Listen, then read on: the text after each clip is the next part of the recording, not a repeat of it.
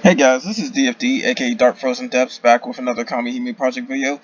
Now, this is going to be talking about pretty much Eidolons, but we're not going to go into the event ones because that's a constantly expanding list. Not to mention, I do videos when each new event Eidolon pops up, so if you're curious about an event Eidolon, I'm going to leave the link to this page in the description, or you can probably just browse through a lot of different videos I've done that had past event Eidolons, or even upcoming ones that will happen later down the line. Which leads to the fact that I will be doing another event video pretty soon, because we have a new Advent event, so that's another Eidolon I gotta cover.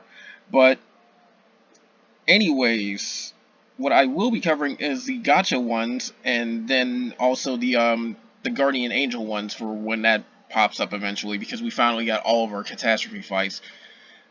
And the reason being is because it's going to determine whether or not you're going to want these Eidolons, especially considering the fact that while the 100% and 120% ones are highly valued, you still might be holding on to other Eidolons that can help you out pretty nicely until you get more of those ones. And in some cases, you might actually want to hold on to some of them anyways, given how the damage calculation and everything works with soft caps. But anyways, starting off, we're going to be covering Eidolons that aren't 100%. So that's going to start off with these 6 Eidolons right here, which are actually some of the better ones I have based on different types of elements. Now, the whole thing with this is the fact that if it's an Eidolon that boosts 2 elements, then it generally caps at 60%. And if it's an Eidolon that boosts 3, it caps at 50%. But keep in mind it covers multiple elements. So you're technically getting 60% in both fire and water for Fafnir, or you're getting 50% in wind, light, and water for Behemoth. That's the whole thing with that. Plus, some of these do come with some very good abilities.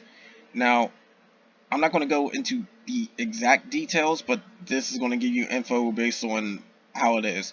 And keep in mind that Gacha Eidolons tend to have way better stats than the event ones. 9 times out of 10 you will see better stats on Gacha Eidolons. There's a few event ones that can actually hold up though. Case in point is Fafnir, who, if you get her to level 100, has an offensive power of 2088.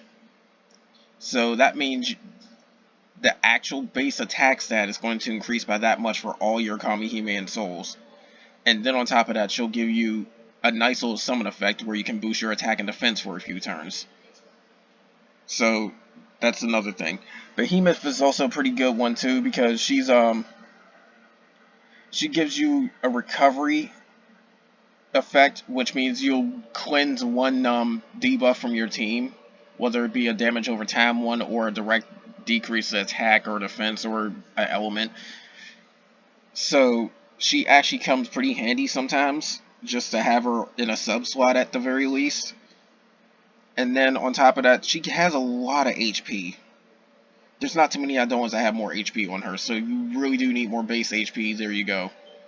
Because in retrospect, she has 852 HP at level 100. This can be increased by another 99 when you plus 99 her. And in the case of Fafnir, it's another 297 attack.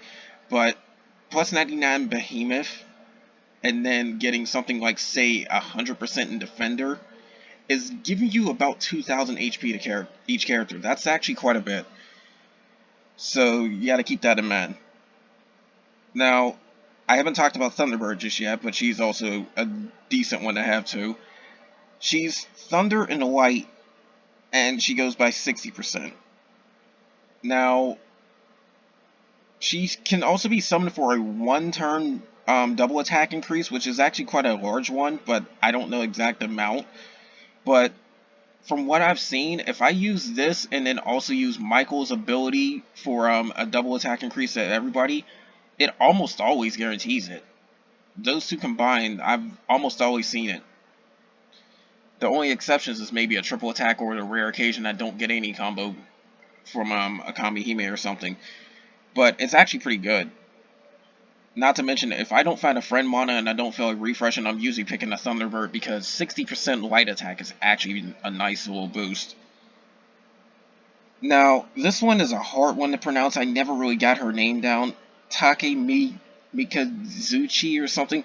But she's also pretty helpful in sub-slots too, because she increases Thunder, Wind, and Darkness element by 50% when fully limit broken. But at the same time, summoning her gives you a burst gauge fill. I think it's 15. It might be 10. I don't remember exactly. But it does help you get your bursts off faster. So that's something to know. Ouroboros, she's kind of iffy with Echidna because both of them can have a blind effect on enemies. I tend to see it. Well, no, they both have turn delays effect. Sorry. But Ouroboros is a blind effect, and I tend to see it land quite a bit. Echidna, however, is a dizzy effect. Both of them can increase darkness by up to 60%, but where they differ is, of course, stats and the summon effect. But also, Ouroboros can boost thunder by up to 60%, and Echidna boosts fire by up to 60%. I'm actually using Echidna on my dark team because I don't have Anubis. So that's pretty good, actually. Now, there's going to be more of those Eidolons later, but this list starts jumping into these Kaiser dragoons, and these 6 dragoons are all pretty much the same thing. There is no point in setting them as a lead Eidolon because all it does is increase the recovery performance, but it doesn't increase the cap. So what that means is that if you're not already hitting the cap, because recovery is based on how much HP you have up to a certain point, if you're not already hitting the cap, then it'll push you a little bit further. There's little to no reason to set them as a main. But where they truly shine is a sub Eidolon slots, because their summon effect is a big boost towards the element that they are, and then a defensive boost towards the element that they're strong against. So for instance, wind will boost your wind attack, but give you lightning resistance. And in the case of the dark one, it will boost dark attack, but give you light resistance. These are all very good to get, and the even better part is the fact that with enough grinding, everybody is guaranteed one of each copy. Because you can spend 10,000 Eidolon orbs to get these guys. You get Eidolon orbs by selling off Eidolons that are R rarity or higher, and aren't enhancement materials. So with enough grinding and work, or if you just whale at the game, you will eventually get all 6 of these. So that's good to know about these dragoons. They are also the best statted Eidolons in the game right now. But later down the line, they won't be surpassing HP, but will be surpassing attack power, so that's something to keep in mind. But as far as it goes, they are indeed the best in slot Eidolons for sub-slots. At least for the time being. Then it becomes debatable later down the line when we get more.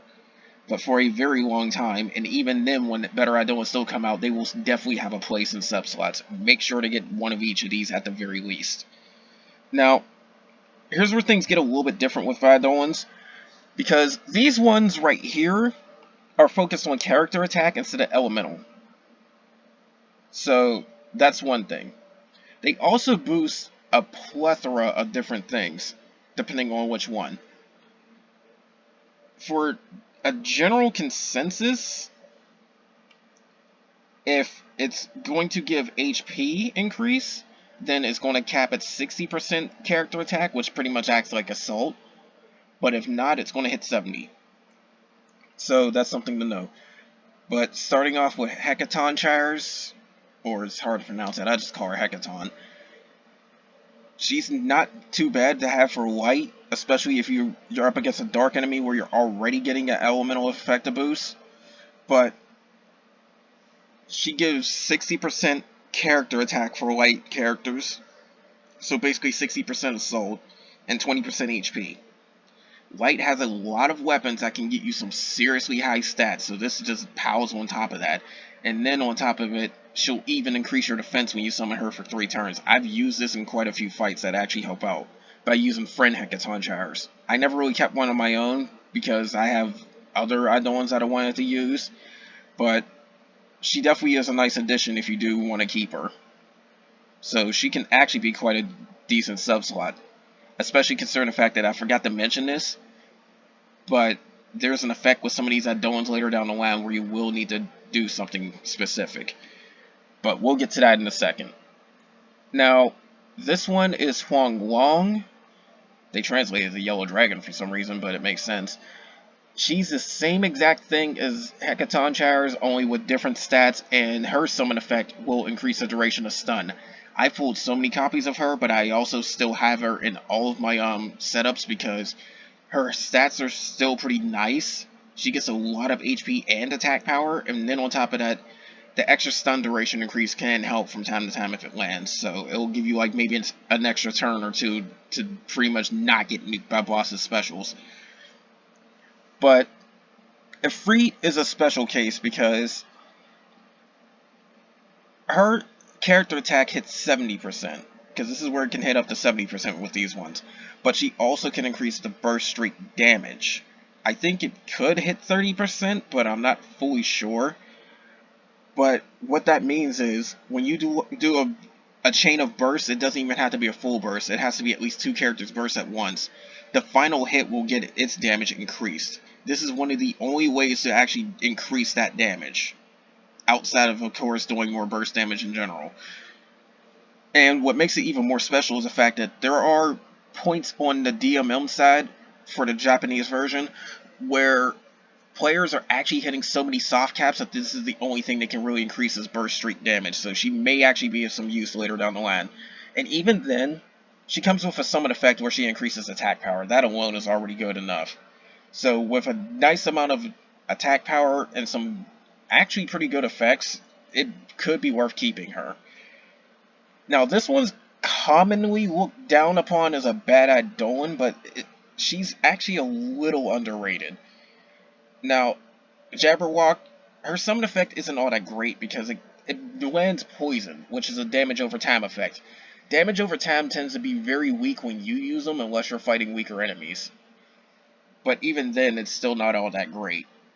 Where she kind of shines is definitely that ability damage increase and the character attack power, because the ability damage increase doesn't increase the cap, and to be quite honest, it's very hard to raise an ability cap in this game outside of buffs. But it's the simple fact that it is indeed increasing that damage. You can very quickly hit the ability damage cap, soft caps for different abilities, but it doesn't mean you can't still raise the damage. So that's where this can actually shine a little bit. There's times I'm still hitting like well over 200,000 above the ability damage cap with certain characters like Hercules and them. And that's without any elaborate extensions and all that. So that's the whole thing with this. It still has some use, but it's not that often.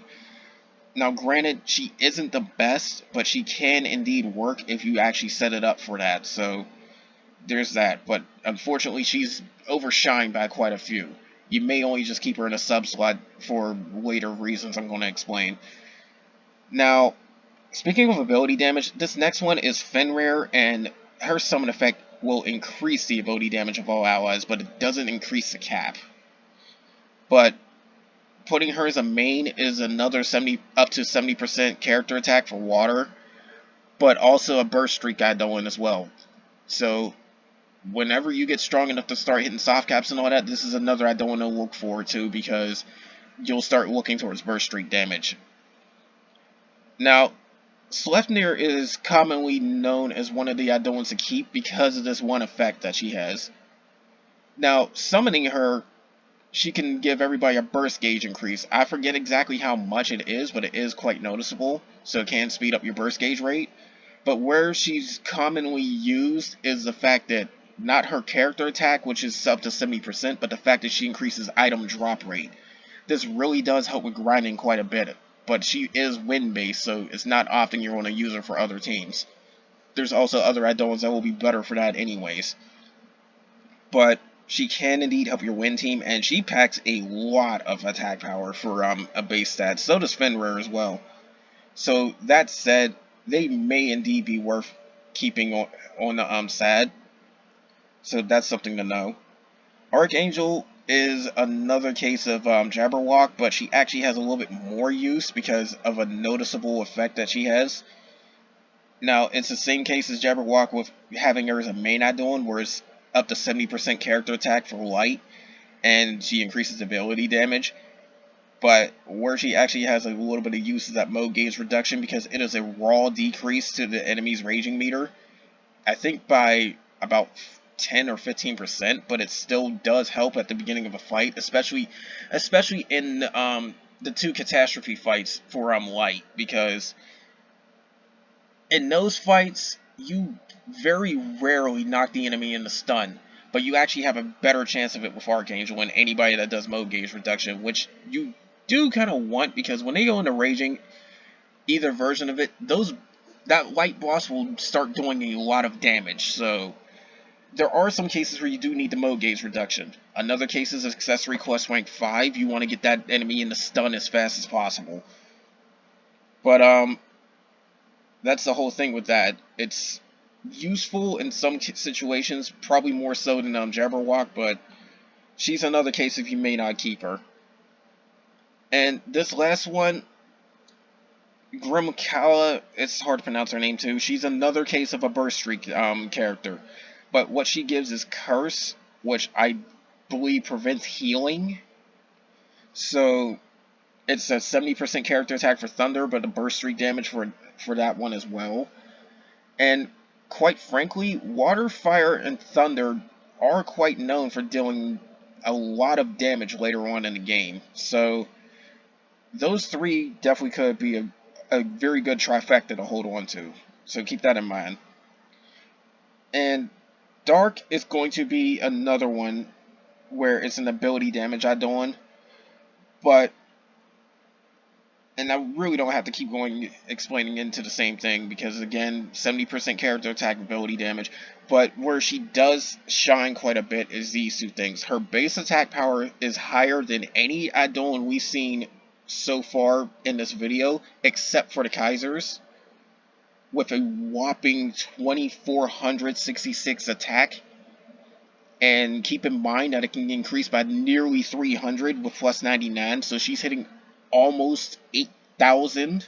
I mean, 2,800, like 2,800. She's hitting almost that point. So that said, she can be quite a nice little boost when it comes to damage output just from that.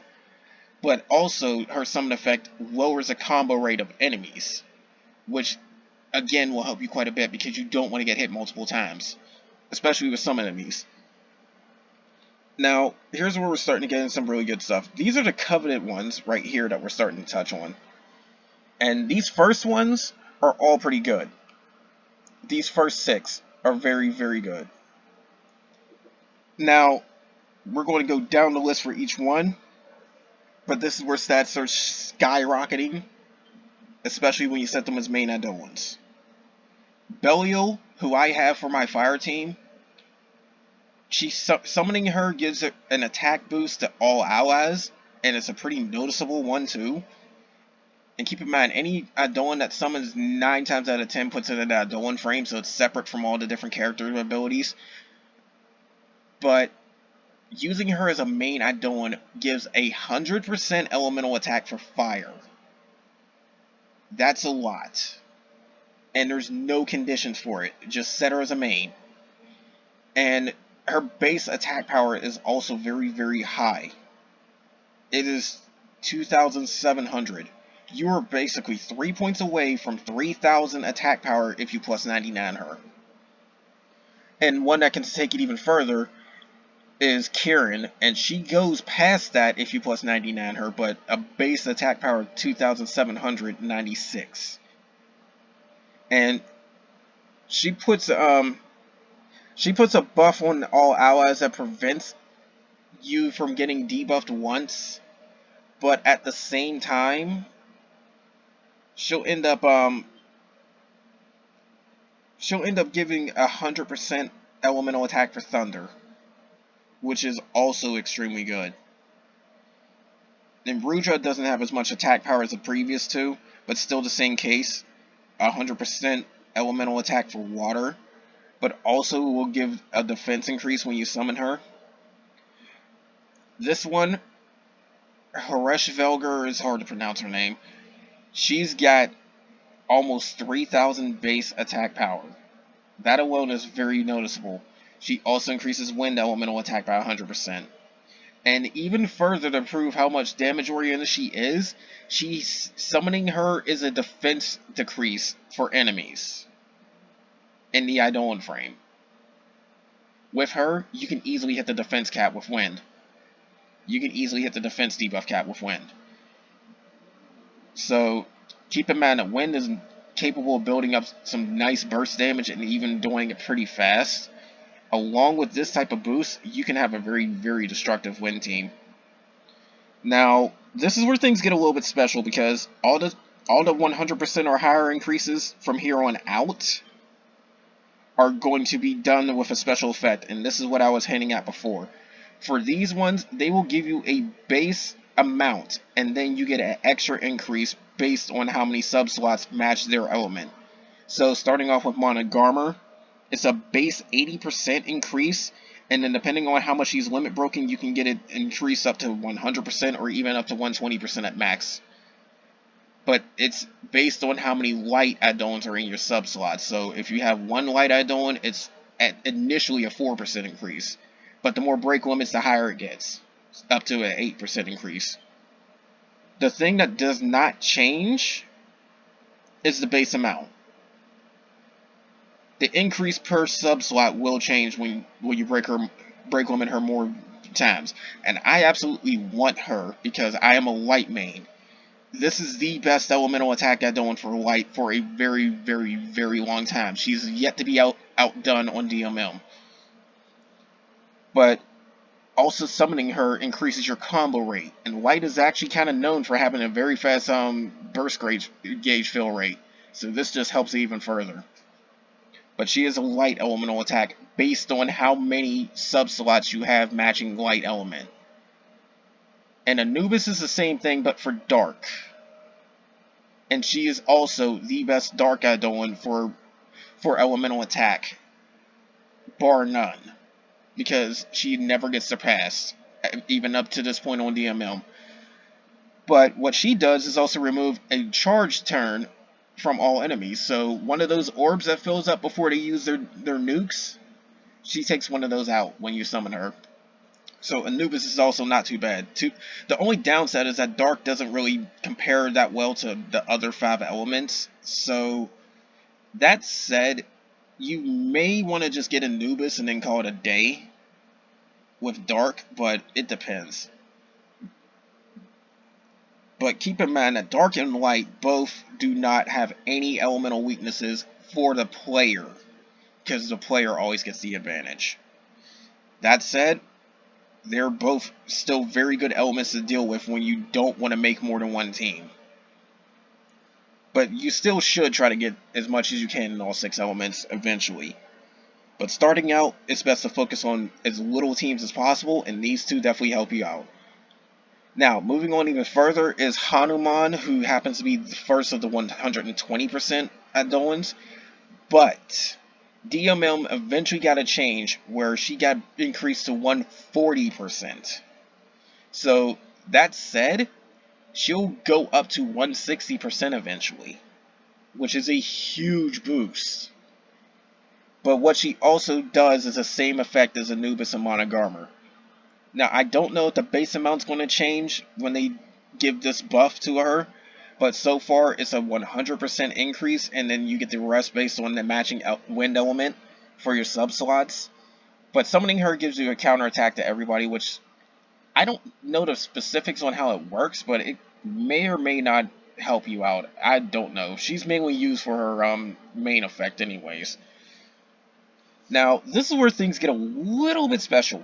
There's a very rare moment where you'll come across a Phantom element Eidolon, or Vision on the DMM side. This one increases special attack when you summon her, but also increases special attack when set as a main, provided that your team is made up of at least 3 elements on the front line, which means you can do something like have 3 light characters, a fire character, and a wind character and still trigger her effect. Now, what makes her special is these 2 things. First off, she's not limited to one element, meaning you can use her with a fire focus setup or with a wind focus setup or whatever. And the second thing is the fact that she also gives a boost in a completely separate frame.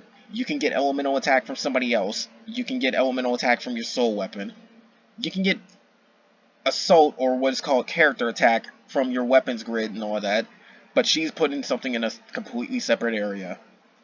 That alone makes her quite underrated because she can very quickly get you doing a lot of damage. And then she also gets a bonus effect of giving everybody 20% more HP on top of this. Her special attack can go up to 120%. I've managed to get her to 105% so far because I fed her an Eidolon break limit item. But the special thing about Diablos is the fact that while she increases in special attack and does need multiple elements, used correctly, you can deal insane damage. To put in perspective, I normally do about, I'd say 90,000 to 140,000 damage per normal hit with my light team, depending on the enemies I fight.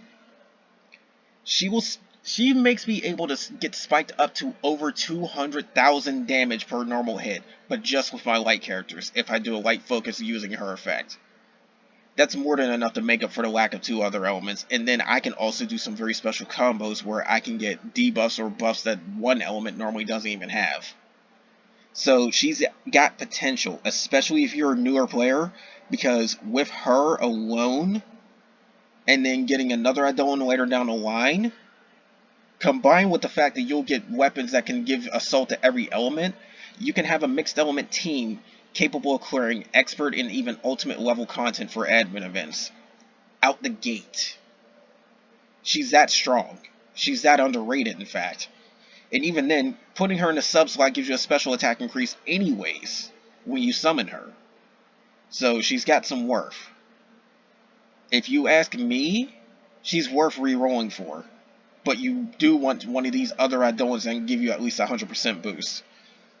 Speaking of, going into the trend of 120% Eidolons, eventually 140%, you have Needhog, who actually gives an attack and defense down to all enemies when you summon her, but she's the same thing as Hanuman. You get a flat 100% increase and then up to 20% more based on sub-slots. That increases the more you break limit her, and then eventually she'll get another 20% spike just from rebalancing. It's the same thing with Leviathan for water and Cerberus for fire. Now, what makes them different is the fact that they also have a split debuff when you summon them. So Needhog decreases attack and defense, which is most likely B-frame. It would be B-frame, but I think it goes in Eidolon. Leviathan's attack only, and Cerberus is defense only. But just to speed that up, they're both in their respective 120% ones, and they'll get better later down the line. Now here's where we start getting into some very special ones that haven't even come out yet. Cerberus hasn't come out either, but I think she will eventually. But here's where we start getting into some very special ones. These 4 Eidolons, and I don't know if they're going to make any for light or dark, they give a stupidly high boost in damage when you summon them. They are for their summon effect. The more you break limit them, the lower the cooldown. But it also says something about resummon not allowed.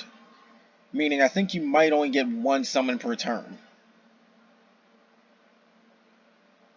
But what these Eidolons do, you get a debuff resistance of, I think it says 30%, but it might be higher when you break limit them. I don't know. But when you summon these Eidolons, they will spike a whole bunch of different effects. This first one is talking about applied damage 50% higher. And that's for the thunder. This next one, it says Firebind granted. we'll actually have to go into these ones and know what they do. The second one says one random person is resurrected and everybody gets HP recovery. And this win one says damage cut.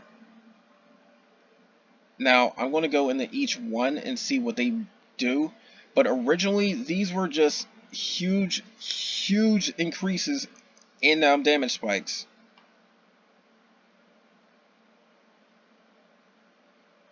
Now, this one says a 100% increase in damage to all allies when you finally max her out. And it does go up to 50% resistance. But it is said that you can only summon them once per battle. So you need to be careful when you try to use this. That is the biggest thing you need to know. You need to be careful on when you try to use this. Now going back, we'll go into the fire one. And this, it says eliminate enhancement effects.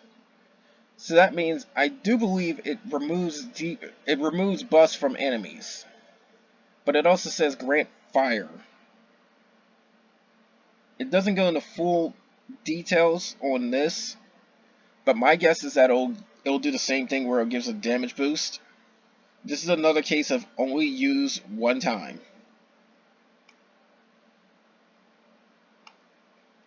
Here's the one for water.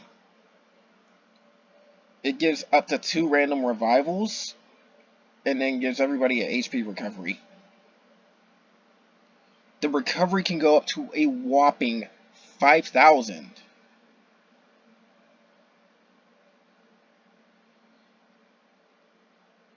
And then on top of that, you can also end up reviving characters as well.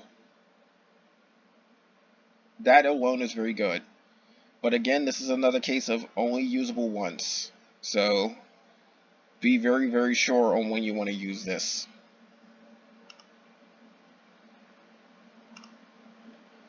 Now, going into this last one, for wind,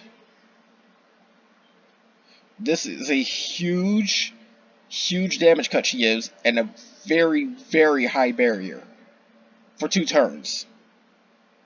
But, again, use only once. Looking at how the stats are going, it might be a 5,000 damage barrier along with an 80% damage cut for 2 turns for wind. That said, these 4 Eidolons are very specific, but can deal crap tons of damage, especially in the case of White Tiger. White Tiger combined with, and actually I think it's a damage increase for anybody, so it might just not be extended towards the Thunder element.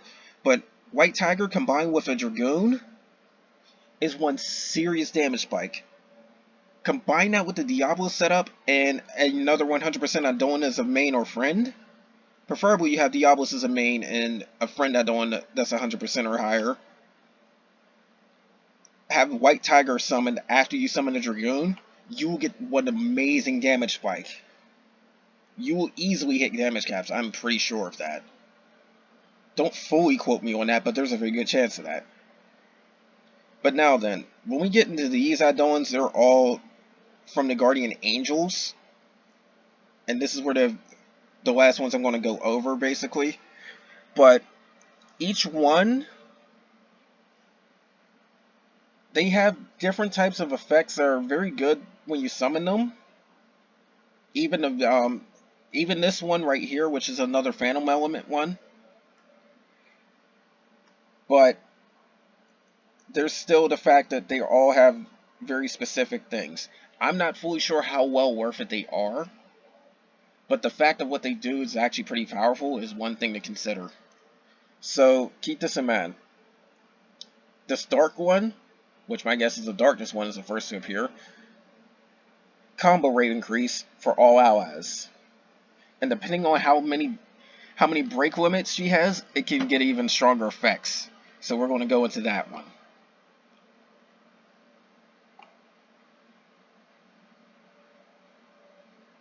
And then on top of that, to go even further, what these Eidolons do, these elemental ones at least, they give up to 40% increase on all the different weapon effects, a raw 40%. So if you have Assault, 40% increase. You have Defender, 40% increase.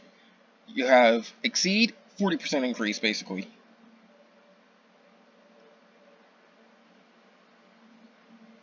And then the combo attack rate goes up to 24% by the looks of things. Right here, by this description. So you can easily expect the performance of Exceed, Pride, Vigorous, Assault, Defender, all that going up. Just by having her as a main or a sub. It may be worth it, it may not. I don't fully know because we don't have them yet on our side. But when we do, I might be testing them out. It is a hard grind to go get these Eidolons anyway, so it might be worth it. Now this one is a white one. I don't know her name either. I won't even try to pronounce these names. But it says attack on all allies, so my guess is it's a boost. It says plus 24% for assault again. So she'll buff you for 24% assault and then add another 40%. That is insane. That is insane. So yeah, keep that in mind. Then this win one.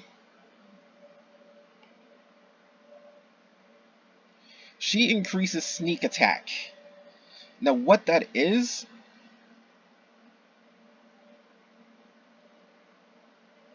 it says the activation rate of 15%, but a boost of 24%. Now what that means is sneak attack only works if you have the advantage. So since it's a wind Eidolon, you're only going to get it against a thunder enemy. But that is a 15% chance to do an extra 24% more damage, basically.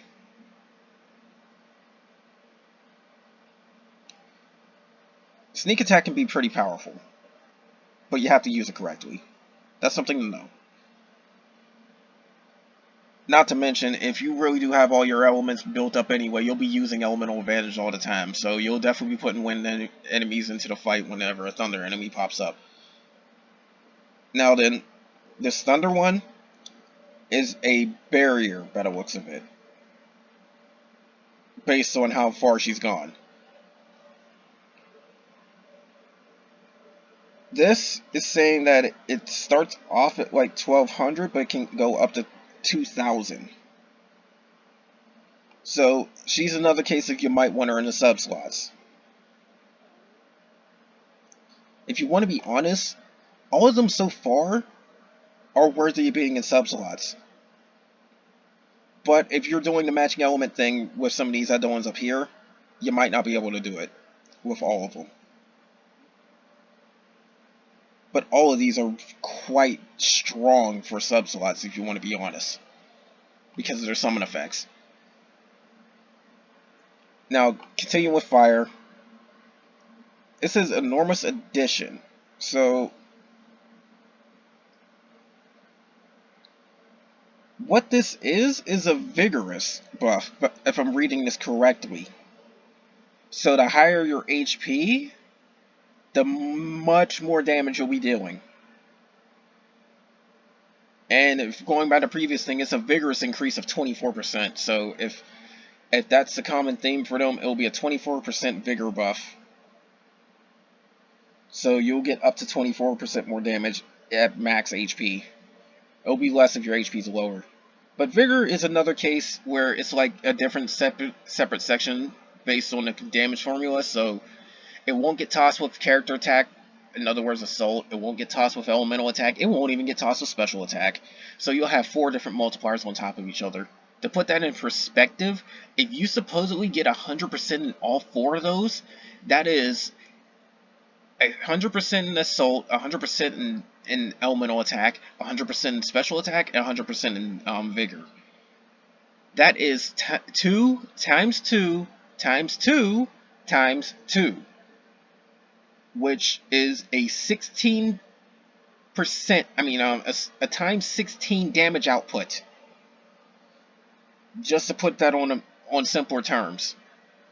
By comparison, I could get, with the right Eidolons, I could easily get past 200% assault, but still manage to get roughly about, I'd say, 120% elemental attack. So that's a 2.2 times, well, we'll round it for simplicity's sake. That's a 2 times a 3, which is only 6. And yet, those multipliers for having 100% in all 4 of those other things, assault, vigor, elemental, and special, is more than double times stronger. So yeah, multipliers can do a lot. The only really thing that holding you back is the soft caps. But anyways, moving on. We have water. And this one is a defense increase. I guess it's up to 24%. Just like the other ones.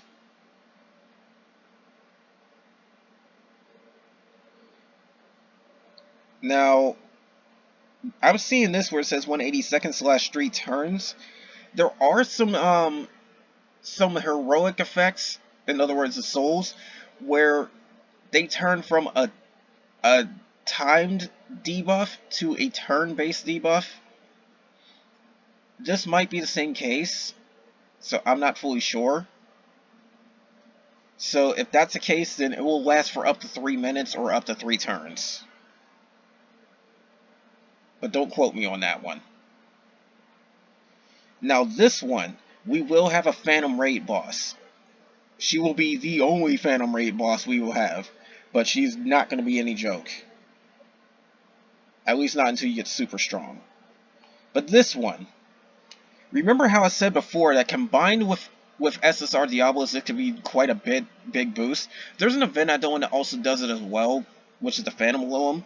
But what she does is completely different from the others when it's set as a main.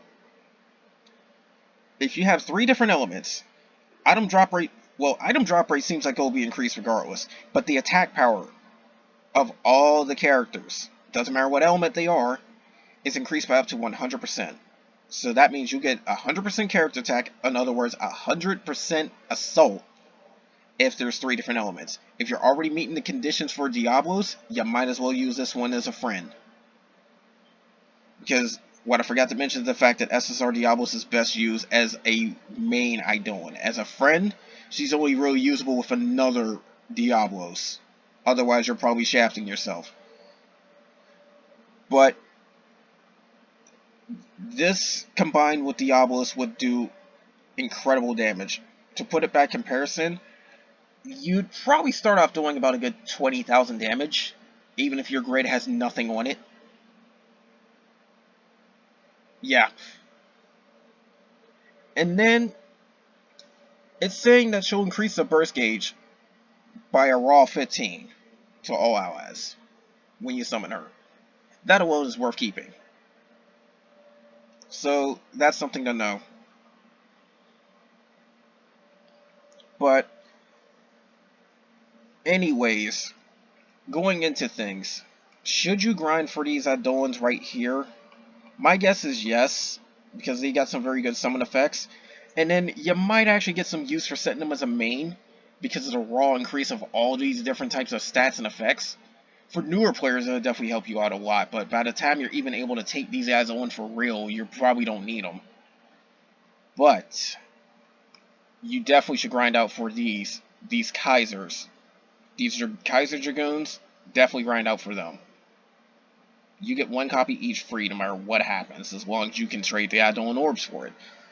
But when it comes to rerolling, my suggestion to you with rerolling, I'll cover Kamihime later because I'm eventually going to come up with my opinion on how good they are.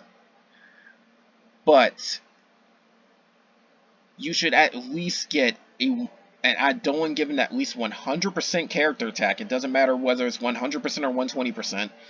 And SSR Diablos. My suggestion to you is that that's automatically a good reroll, even if you don't get SSR Kamihime. But I prefer you do get SSR Kamihime with that. Because Diablos makes it very, very easy to do a lot of damage early game, and then you're prepared later down the line by having one of these elemental 100%. That is my suggestion to you if you're rerolling. And I will go over the process of rerolling in a different video, because I might actually try it out myself, just to see what happens. But keep in mind, you do want to get some good pulls. Heck, if you really feel patient, you could, by some freak chance of luck, get a Kaiser. You could get a Kaiser, one of the elemental 100% Eidolons that matches, and SSR Diablos with a matching Kamihime. Like, for instance, if you're patient enough with rerolling, you can get Guy Kaiser Dragoon, Monogarmer, SSR Diablos, and say Michael. By some freak chance, you could still get that. Rerolling allows you to pretty much get whatever you want. You just have to be patient enough to wait for it to happen. Because the more stuff you're trying to get, the harder it is to pull by a random chance.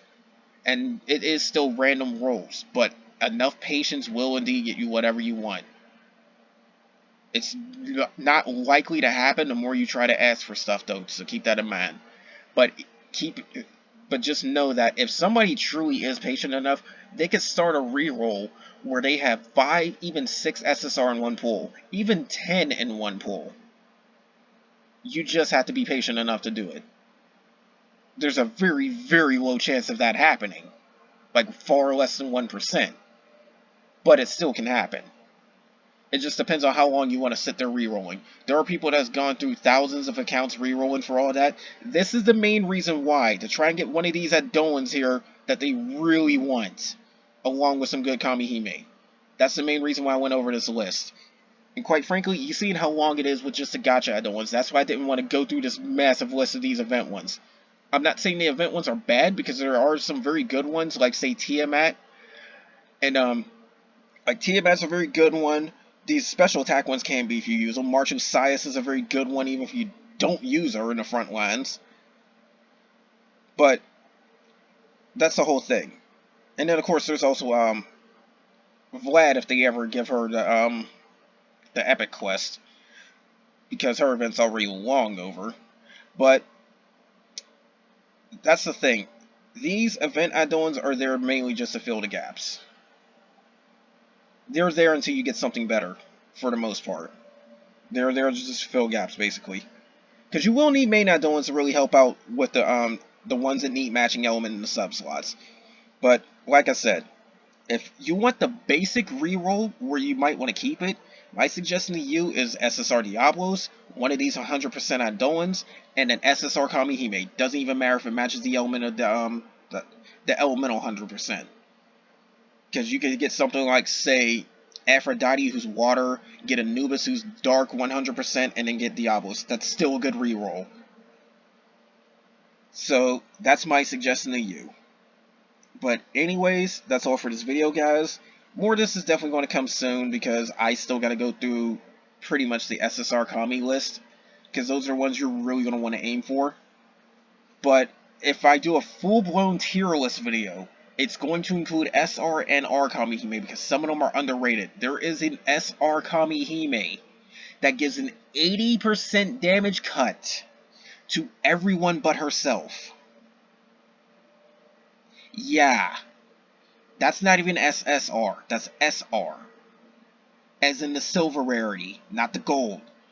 But anyways, that's all for this, guys. Like I said, more of this is going to come soon, and take care.